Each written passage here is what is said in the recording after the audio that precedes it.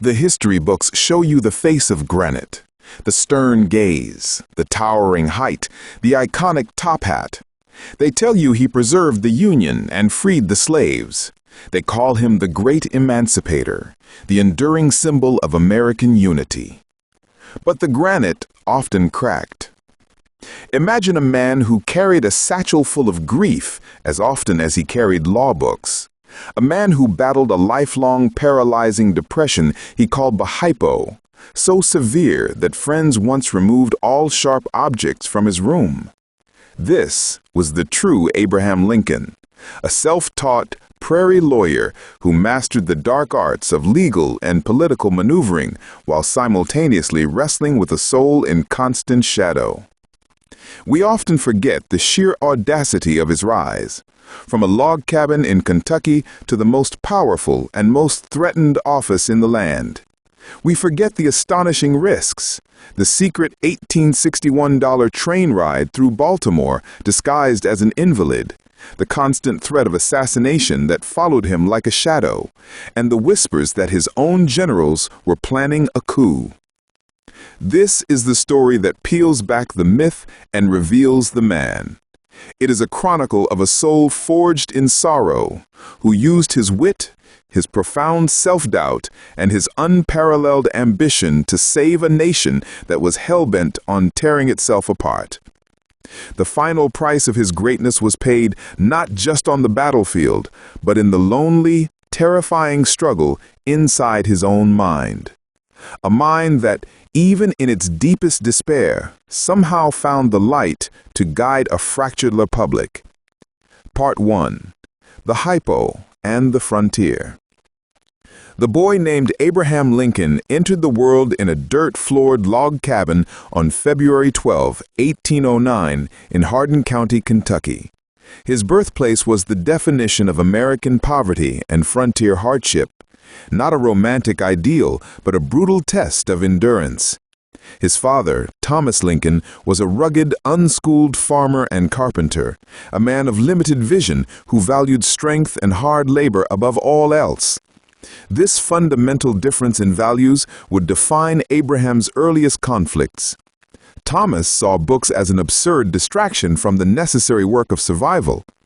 Abraham saw them as the only path to escape. When Abraham was 7, the family moved across the Ohio River to the Indiana frontier, an environment even more isolated and unforgiving. Here, life was a continuous grind of clearing land, splitting logs, and planting crops. Lincoln later recalled that his entire formal schooling amounted to less than a year, by littles, scattered across several different subscription schools. Yet this lack of structure did not stop the boy. He became a relentless self-educator. He devoured the few books he could borrow, Aesop's Fables, Robinson Crusoe, and the biography of George Washington by Parson Wims, which instilled an early fascination with the founding figures of the Republic. Above all, he memorized the Bible and later the intricate geometry of Euclid and the dramatic soliloquies of Shakespeare. These self-imposed studies were not just for knowledge, they were an act of rebellion against the physical toil his father demanded. The first and perhaps most defining tragedy struck in 1818. An epidemic known as milk sickness swept through the Pigeon Creek settlement, and Lincoln's mother, Nancy Hanks Lincoln, succumbed to the illness. Abraham was just 9 years old. Her death left a void of uncalculable emotional depth. Abraham helped his father saw the planks for her coffin. The memory of her loss, coupled with the emotional isolation imposed by his stern father, became the dark loam from which his lifelong hypochondriacism or melancholy would grow. This was not mere sadness. It was a profound, crippling depression that would periodically incapacitate him throughout his life. The arrival of his stepmother, Sarah Bush Johnston Lincoln, a year later, brought a needed sense of domesticity and, crucially, encouragement for his intellectual pursuits. She recognized his mind was his greatest asset and shielded him from his father's disdain for books. But even her kindness could not entirely lift the shadows. By the time he was a young man, Lincoln possessed a reputation for two things: an incredible facility for storytelling and a rare, towering physical strength. He stood 6 foot 4 inches, lean and sinewy, capable of wielding an axe like few others. This strength translated into his surprising success as a wrestler, reportedly losing only one match out of approximately 300 contests, which was often overlooked when discussing the cerebral man who became president. He became known as the Rail Splitter, a moniker that would be romanticized during his presidential campaigns, but which genuinely spoke to his mastery of hard labor. The New Salem Apprenticeship. In 1831, Lincoln struck out on his own, moving to the tiny village of New Salem, Illinois. His early jobs were a patchwork of frontier necessity: flatboatman, militia soldier during the brief Black Hawk War, postmaster, and general store clerk. New Salem was his true university. He learned grammar from a local teacher, Mentor Graham, and began to study law in earnest. He did not attend a university. He simply read the entire Illinois statutory code and Blackstone's commentaries until he understood them. This self-taught mastery gave his legal mind a... His political ambition surfaced early. He served 4 terms in the Illinois General Assembly, beginning in 1834 as a member of the Whig Party, aligning himself with the great Henry Clay. He was an ardent supporter of internal improvements, canals and railroads, and was instrumental in having the state capital moved to Springfield, where he formally settled in 1837 to practice law. It was in New Salem that he experienced the second great emotional shock of his life, the death of Anne Rutledge in 1835. The nature of their relationship remains debated, whether they were engaged or merely close friends, but its impact on Lincoln was devastating. His subsequent grief was so severe that friends and neighbors feared for his sanity, taking him into their homes and removing any items he might use to harm himself. This episode, more than any other, illustrates that the man who would lead the nation through its greatest crisis was himself a constant survivor of profound internal turmoil. The circuit lawyer and the turbulent marriage. Lincoln's move to Springfield ushered in the most financially successful period of his life. He partnered with John T. Stewart and later Stephen T. Logan, quickly becoming one of the most respected and well-paid lawyers in Illinois. His practice wasn't confined to Springfield. For months each year, he traveled the 8th Judicial Circuit, riding horseback from county seat to county seat, arguing cases in small, often primitive courtrooms. This circuit life was crucial to his development.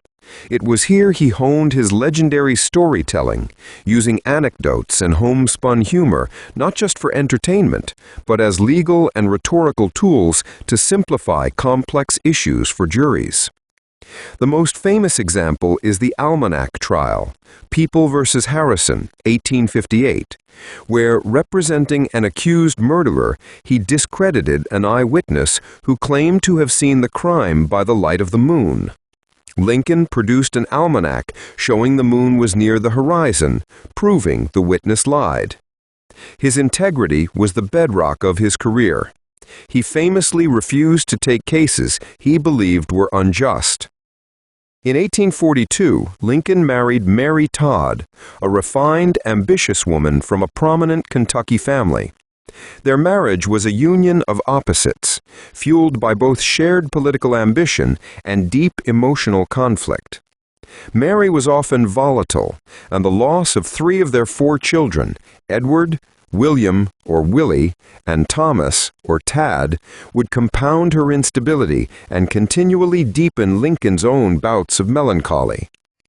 His political career, meanwhile, stalled. He served a single, unremarkable term in the U.S. House of Representatives, 1847-1849.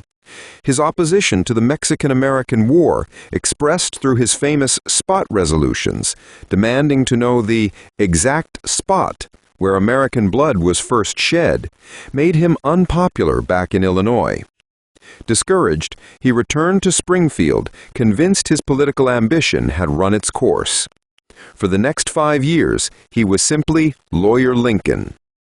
The fire reignited, the slavery crisis.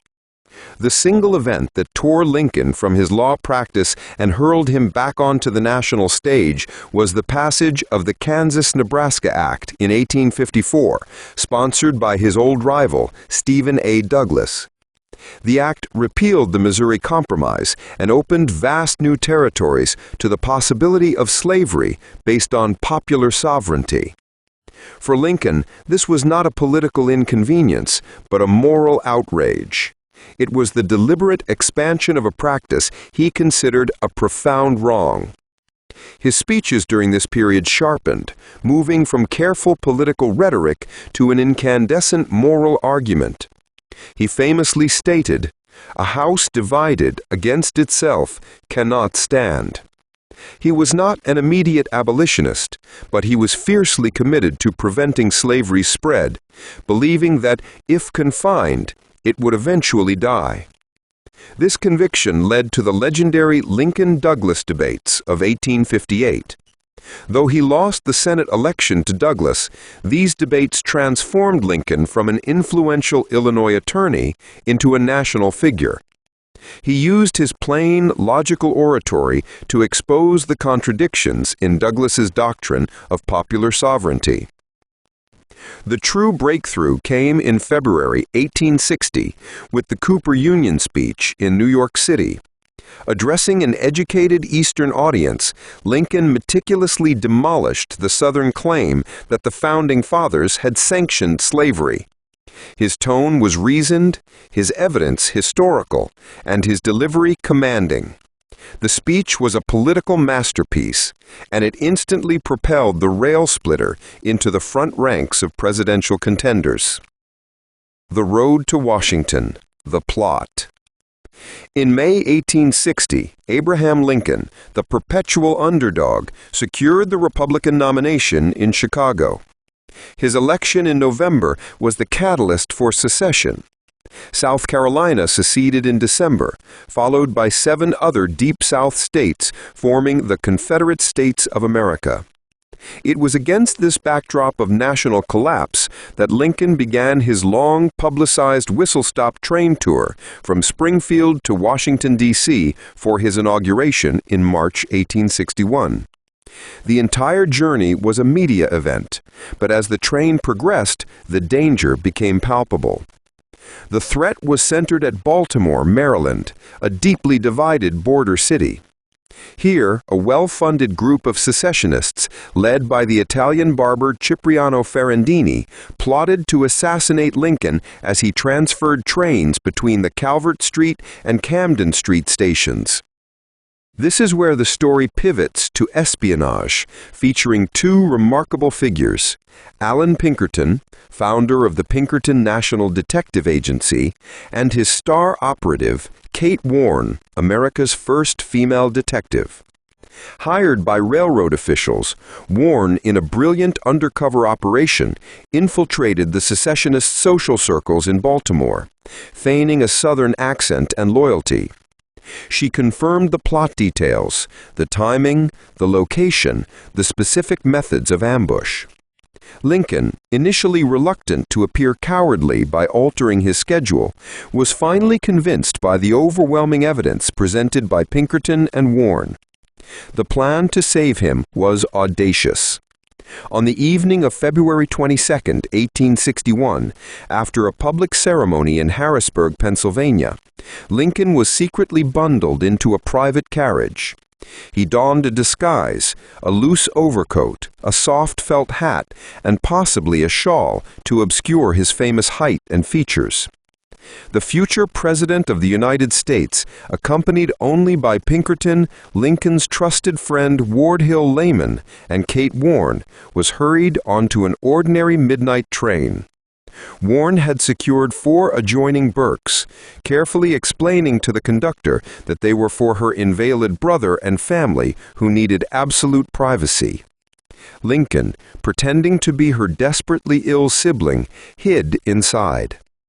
As the midnight train crept into Baltimore in the pre-dawn hours of February 23, 1861, Warren stood guard over Lincoln. The train passed through the very switchyard where the assassins were waiting, completely unaware that their target had slipped through their grasp hours ahead of schedule. At 6 a.m., Lincoln arrived safely, though unannounced and ridiculed in the press for his stealthy entry in Washington, D.C. Kate Warren's vigilance and ingenuity had saved the life of the president-elect, ensuring the constitutional transfer of power that would allow the Union to fight another day. Part 2. The Shadow Presidency. Lincoln's inauguration on March 4, 1861, was held under the shadow of war and heavy military guard. His address was conciliatory yet firm. "In your hands, my dissatisfied fellow countrymen, and not in mine, is the momentous issue of civil war." The plea was rejected. Fort Sumter was fired upon 6 weeks later, and the nation plunged into the Civil War. The first years of his presidency were defined by chaos and command. He assembled a team of rivals, appointing his powerful former political competitors, William Seward, Salmon Chase, Edwin Stanton, to his cabinet. His genius lay in allowing these brilliant, opinionated men to express themselves fully, then quietly using their counsel to make his own firm decision. The war's early years were a continuous stream of demoralizing Union defeats and political crises. Lincoln faced constant insubordination from generals like George B. McClellan, who viewed the president as a lesser man and a political nuisance. Amidst this turmoil, Lincoln wielded executive power with an audacity that shocked many, suspending the writ of habeas corpus in certain areas to detain suspected secessionists, actions he defended as necessary to preserve the nation itself. The personal tragedy deepened in February 1862, when his beloved son Willie Lincoln died of typhoid fever in the White House. This loss was devastating, sending both Abraham and Mary Todd into deep, renewed grief. For Lincoln, the massive daily death count of the war was now compounded by the private sorrow of his lost child, a dual burden that gave his melancholy a profound, almost spiritual depth. On January 1, 1863, after the tenuous Union victory at Antietam, Lincoln issued the Emancipation Proclamation. This act transformed the war from a struggle to preserve the Union into a moral crusade against slavery. It was a calculated military and political move that simultaneously solidified the Union's moral high ground and prevented foreign intervention on behalf of the Confederacy. Later that year, after the colossal battle at Gettysburg, Lincoln delivered the Gettysburg Address. In 10 sentences and less than 3 minutes, he redefined the American experiment, shifting the focus from the founders' framework of liberty to a new emphasis on equality and a new birth of freedom. By 1864, despite the war's fatigue and massive casualties, Lincoln secured re-election, a crucial mandate from the North. The Union victory was finally within reach. His second inaugural address, delivered in March 1865, was a brief, almost theological masterpiece, remarkable for its lack of triumphalism. It spoke of shared guilt for slavery, divine judgment, and offered a path toward peace, with malice toward none, with charity for all. The war ended with Robert E. Lee's surrender on April 9, 1865. Lincoln, worn and exhausted, but finally at peace, began planning for a swift and generous reconstruction. He had survived the war, but he would not survive the peace. On the evening of April 14th, 1865, just 5 days after Lee's surrender, President Lincoln attended a performance of Our American Cousin at Ford's Theater. He had reportedly been troubled by dreams of his own death in the preceding weeks. As the play progressed, the famous stage actor and Confederate sympathizer John Wilkes Booth slipped into the presidential box. A single shot to the back of the head ended the life of the 16th president. The assassination plunged the nation into an unprecedented mourning. The man who had faced down his own inner demons and saved the Union was tragically cut down at the peak of his moral and political power. His death ensured his legacy would be frozen in time, cementing his place as the enduring symbol of a nation tested and ultimately redeemed by a self-made man of sorrow and steel.